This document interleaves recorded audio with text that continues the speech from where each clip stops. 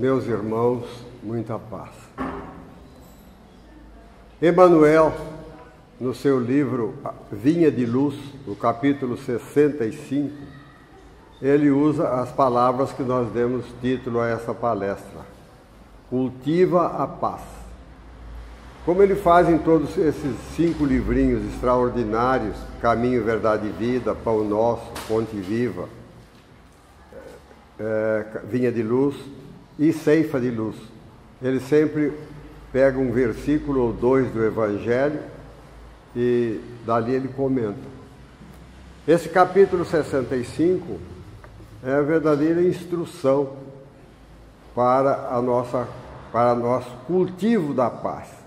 Ele usa um versículo do capítulo 10 de Lucas, mas nós vamos falar dois versículos, porque fica mais fácil de entender o conteúdo todo. Está lá, segundo Lucas, né? Quando entrardes numa casa, deveis dizer: paz seja convosco. E se ali houver um filho da paz, sobre ele repousará a vossa paz, senão ela voltará para vós. E aí ele estabelece uma série de comentários. Então nós vamos analisar o que Emmanuel fala, o que Jesus fala. Se ali houver um filho da paz, sobre ele repousará a vossa paz. Quer dizer, se estabelecerá então aquela sintonia agradável de quando nós encontramos uma pessoa que pense, que sinta como nós, né, para termos uma conversa, alguns momentos interessantes. Mas se a pessoa não nos recebe bem, se ela está noutra faixa vibratória, diz Jesus, né? Então a vossa paz retornará a vós. Então entendamos isso. Se eu vou em paz conversar com alguém e esse alguém me recebe mal, e se eu realmente estiver em paz, ele não vai perturbar a minha paz. A minha paz volta para mim, fica comigo, eu vou em paz. É algo que merece assim uma reflexão muito grande de todos nós. E não é uma reflexão de um momento como agora que nós estamos aqui, é uma reflexão para a nossa vida. Porque muitas vezes nós nos queixamos: eu fui falar com fulano, eu estava tão bem, fui lá, mas me recebeu tão mal que estragou meu dia, atrapalhou tudo, saí de lá nervoso, irritado, até com dor de cabeça. Pois é, mas o problema não está com ele, não está com você. Você está se revelando uma criatura extremamente necessitada, fragilizada, digna até de pena. Eu não falo para ir tomar um passe, não, porque tem muita gente que toma passe, mas precisa tomar jeito de gente. Parar um pouco,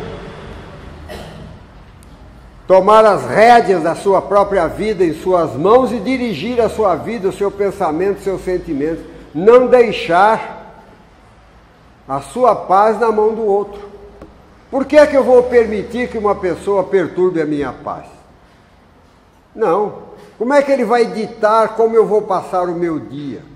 Acordei de manhã alegre, feliz, logo vi aquela criatura que me falou qualquer coisa, ou me olhou daquele jeito assim, já me atrapalhou tudo, me atrapalhou o dia. É um atestado público de fragilidade, de dar dó. Então nós precisamos nos preparar para vivermos em paz.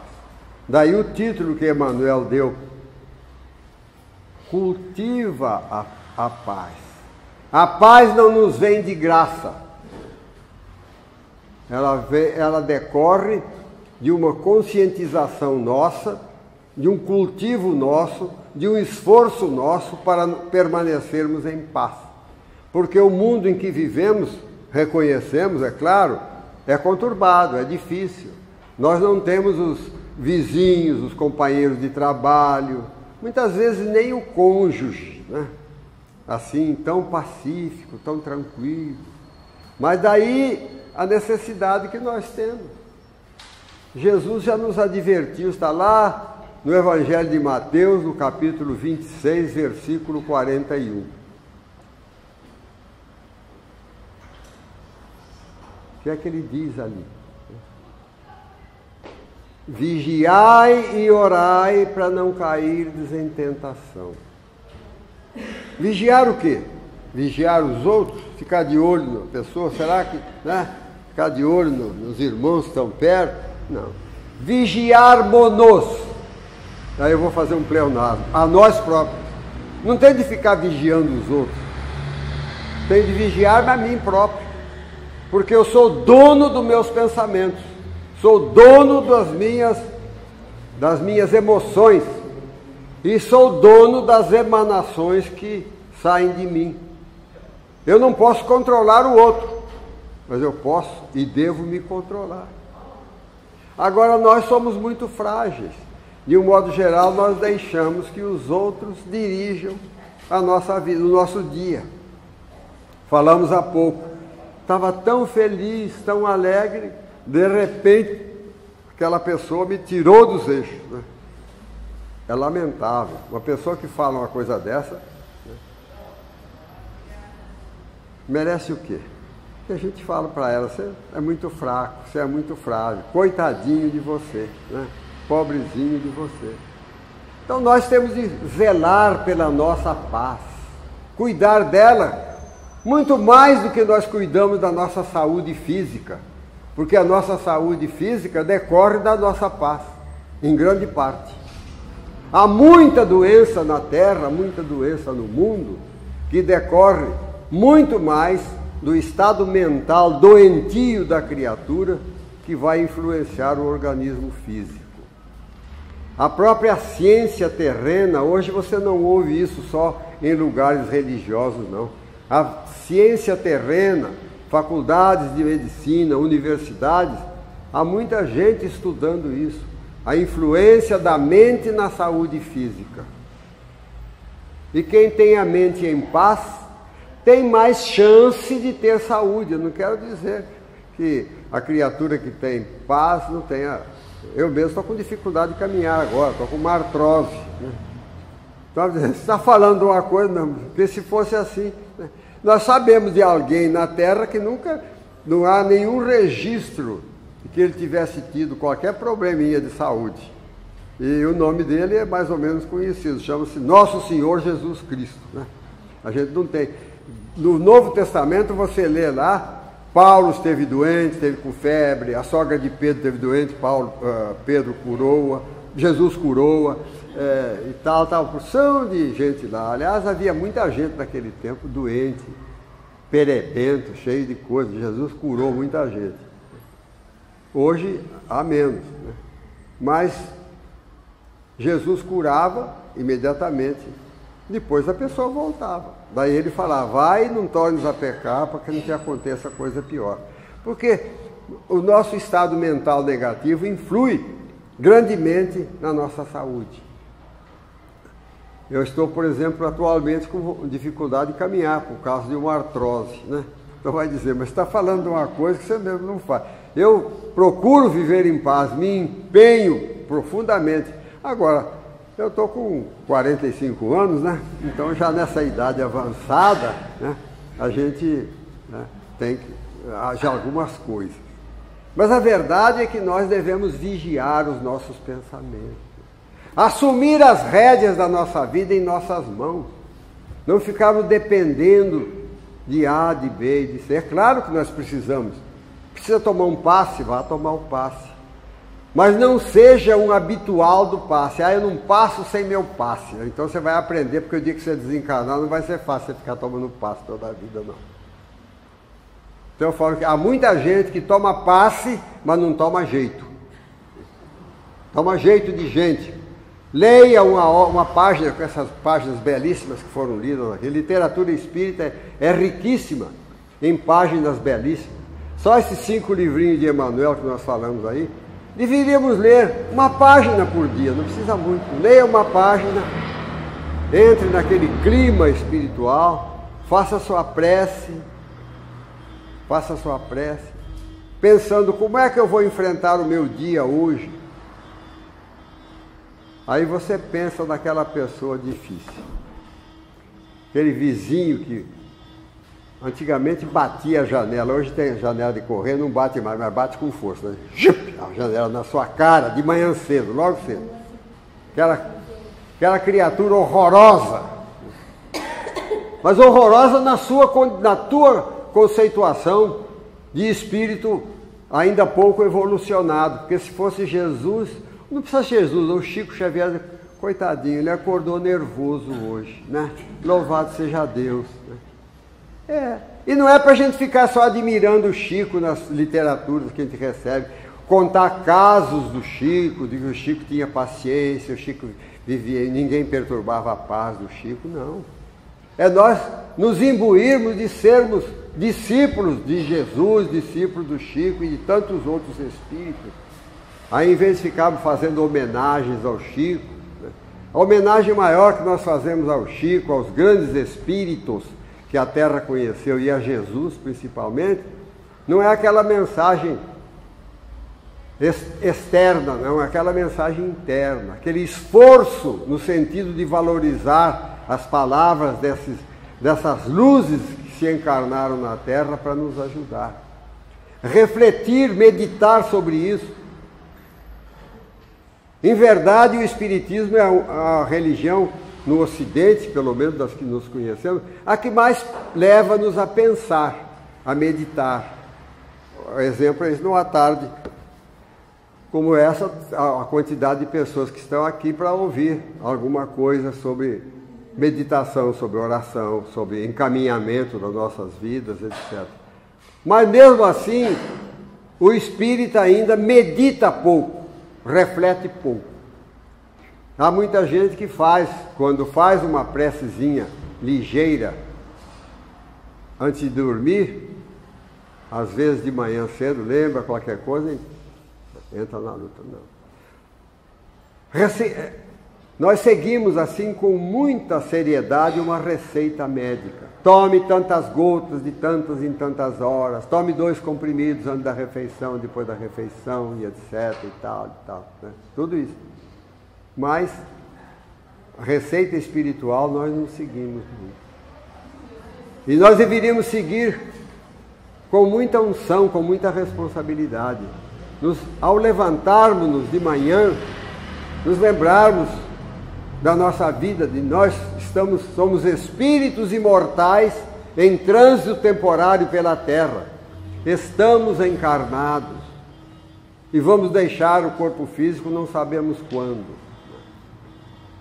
Então você lembra daquele momento. Sou um espírito imortal.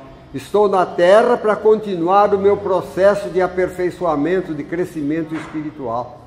Devo então dirigir a minha vida, não deixar que outros dirijam a minha vida. Aí você faz a sua prece. Você faz a sua prece. Aí você pergunta para a pessoa, você já rezou hoje? Já. Então agora você vai fazer uma prece. Porque espírita não reza. Espírita ora. Ou faz uma prece. Nós não temos o verbo pressar, né? Temos oração, fazer uma oração, orar. Mas fazer uma prece você não tem pressar, então você faz uma prece. Mas há diferença entre rezar e orar? Claro, fundamental. Reza é repetição automática, inconsciente de alguma coisa que a gente decorou. Eu só uso a palavra reza quando eu falo assim, quanto mais eu rezo, mais assombração me aparece, né? Só para brincar, fazer gracinha. Mas a verdade, eu não rezo, eu oro. Porque a oração parte de você, da sua hora. Ali você vai dizer aquilo que você sente, que você pensa, que você deseja. Ali, Jesus, abençoa o meu dia hoje, Senhor. Ajuda-me a que eu caminhe com segurança, procurando vivenciar os teus ensinamentos. Aí eu me lembro daquela pessoa difícil. Estou ali de manhã, alegre, feliz, né? louvando a Jesus e tal, mas eu lembro daquela pessoa difícil. Pronto, já atrapalhou a minha prece. Atrapalhou porque eu sou fraco, porque eu deveria, e não sou ainda discípulo sincero de Jesus, porque se eu lembrei daquela pessoa, e às vezes a gente fala, aquele estrupício, né? Pessoa difícil, ele entrave na minha evolução, nada, ele é um degrau para você evoluir. Aí eu vou pedir a Jesus, me ajuda, Senhor, que eu olhe essa criatura como tu olhas, que eu aprenda a respeitar-lhe a maneira de ser, e que eu seja imune aos seus olhares agressivos, seu sorriso irônico, suas palavras assim menos respeitosas, que eu aprenda, Senhor, a me colocar longe dessa influência ruim. Não vou dizer acima não, porque aí eu estou querendo ser superior, né? Longe dessa influência, que eu possa pensar bem dessa criatura, dirigir a ela bons pensamentos, para que ela melhore. Dirigir a ela um pensamento como eu dirigiria em favor do meu filho, da minha filha, do meu irmão, da minha irmã, da minha mãe, do meu pai, da minha esposa. Tem que falar esposa porque a minha esposa está aqui também, senão fala, esqueceu da esposa, né? Pensar assim. Isso está em nossas mãos. É da nossa vida, é da nossa decisão. Como é que eu posso deixar uma pessoa dirigir como eu vou passar a minha vida, o meu dia? Há pessoas que se reclamam mesmo, reclamam muito. Estava tão bem, mas logo de manhã encontrei aquela criatura, atrapalhou a minha vida. Você está dando um atestado, estou repetindo até isso, está dando um atestado do seu despreparo,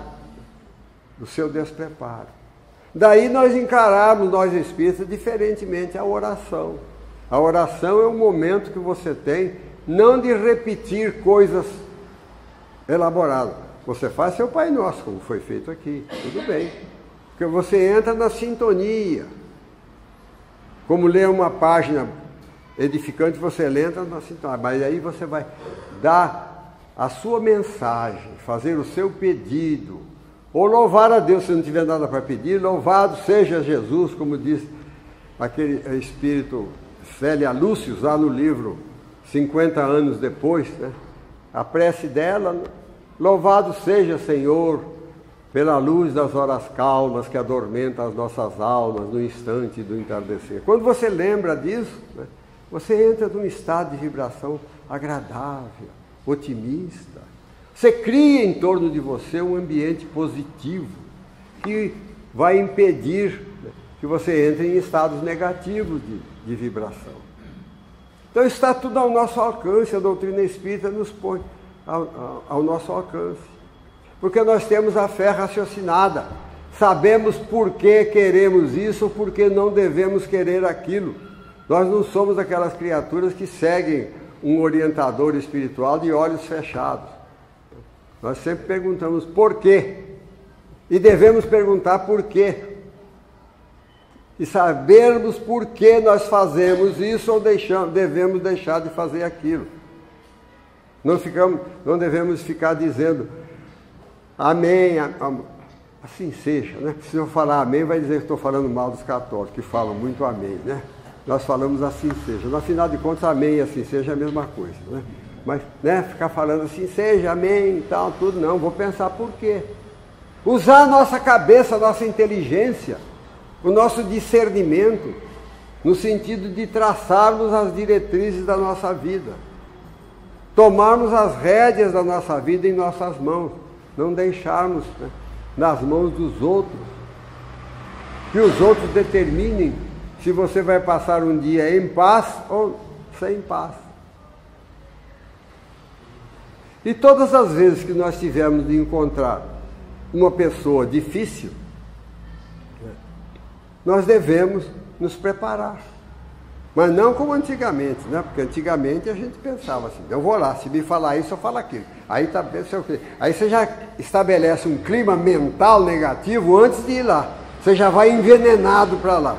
Então, em vez de você levar a paz para a criatura que é desequilibrada, você já vai levar agressão.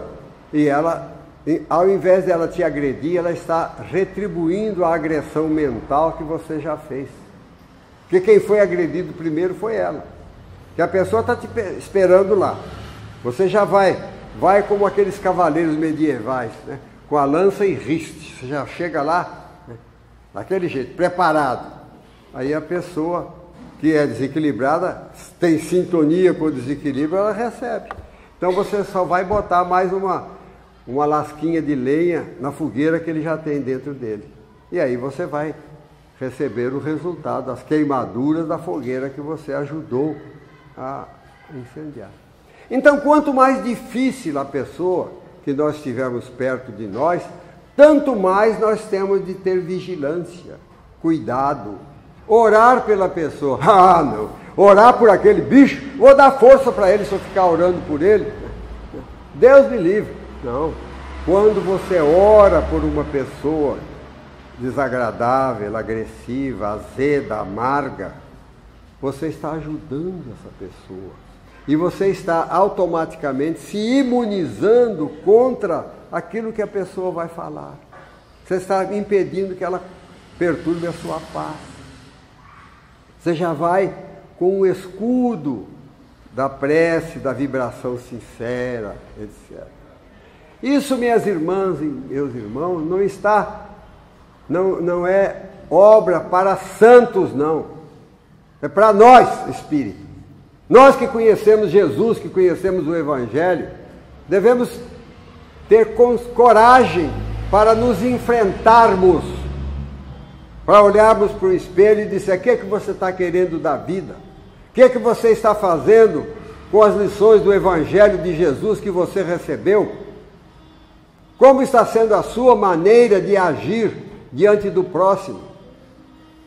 Quais são as desculpas que você tem tido para ter maus pensamentos em relação a A, ou a B ou a C, ou até a proferir palavras agressivas que você apenas cataloga como resposta? Mas muitas vezes a resposta que nós damos a uma agressão não é a resposta, é a réplica, ou a tréplica nossa de uma discussão mental que nós já estabelecemos com a criatura antes de chegarmos lá. Então temos de pensar isso. A nossa felicidade está em nossas mãos. É claro que contamos com o auxílio dos bons espíritos, de Jesus e etc., mas nós precisamos entrar em sintonia com as energias do bem para construirmos a nossa felicidade, a nossa paz. Porque a paz demanda do esforço nosso. Ela não vem automaticamente. Emmanuel até fala num desses livrinhos, fala no livro Consolador. Ela não vem automaticamente. Nós temos de construir a nossa paz. Construir e depois conservá-la. Porque a criatura que guarda mágoa é nas nossas reflexões diárias, porque nós temos quantas horas por dia, quantas vezes nós assentamos à mesa para alimentar o corpo físico? Pelo menos 3 vezes. Mas há pessoas que são mais afeitas à comida, 5 refeições diárias, né? Mas pelo menos 3. Agora eu pergunto, quantas vezes você alimenta a sua mente através de um pensamento bom, de uma prece ou de uma página nova? Nós todos deveríamos ler uma página por dia, pelo menos,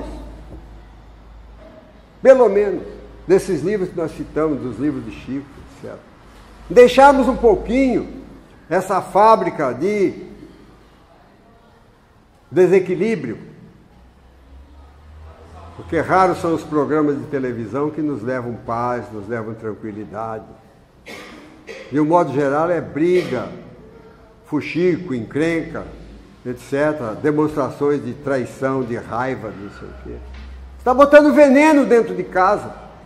Selecione aquilo que você quer ouvir. Se você vir que o filme ou a novela, etc., está cheio de coisa ruim, né? Porque você entra em sintonia com a pessoa. Daqui a pouco a pessoa está xingando a outra, está se vingando da outra, você entra no papel dele, etc. E a gente analisar o que eu estou guardando na minha cabeça. Estou com mágoa. Mágoa é a maior desgraça que nós temos. É a mágoa e o remorso. Eu tenho mágoa de alguém, tira essa mágoa. Mas não sou capaz.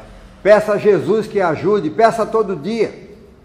Jesus me ajuda, eu não posso, não tenho o direito de olhar para aquela criatura e de lembrar daquela agressão que eu senti.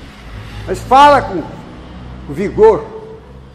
Não tenho o direito, Senhor, me ajuda. Para eu esquecer, para eu deixar para lá. Para eu olhar para essa criatura como o Senhor olha. Ajuda-me, Senhor, a tirar essa mágoa do meu coração. Porque mágoa, minhas irmãs e meus irmãos, sem querer amedrontar ninguém, mágoa é câncer na alma. E é pior que o câncer no corpo físico. Porque a mágoa gera câncer no corpo físico. Eu quero ter todos os cânceres do mundo, não quero ter mágoa. Porque o câncer, se eu tiver, eu vou deixá-lo na sepultura com o meu corpo e vou-me embora feliz. E se eu tiver mágoa, eu vou levá-la comigo para o mundo espiritual e vou ter que resolver lá os meus problemas. Nós não podemos adiar problemas. Já não é mais hora do espírito adiar problemas, não. É hora de assumir a sua própria vida, construir a sua paz e viver em paz. Mágoa, rancor, remorso, são sentimentos que nós não devemos guardar entre nós. Tenhamos feito o que tivermos feito de errado, mas devemos ter consciência de que temos Jesus por nosso mestre, a sua misericórdia, a sua bondade, mas nós precisamos fazer a nossa parte. Não ficar só, Jesus há de me perdoar, porque Jesus é bom, sim. Ele há de te dar meios para você resolver o seu problema, porque o problema é seu, não é dele. Nós temos de pensar isso.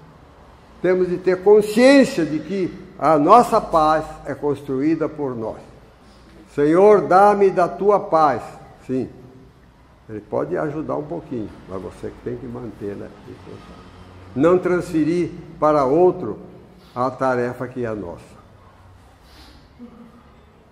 Acho que nós já temos alguma coisa para pensar. Que Jesus nos abençoe. Muito obrigado a vocês, porque se não fosse vocês, não estaria falando de Jesus, tem essas ideias, etc., que não são minhas, são ideias dos Espíritos com quem a gente aprende. Agora, não se esqueçam, leiam uma página espírita por dia, façam pelo menos uma prece por dia, mas uma prece consciente, em que você se lembra de que você é um espírito imortal construindo o seu futuro. Muito obrigado.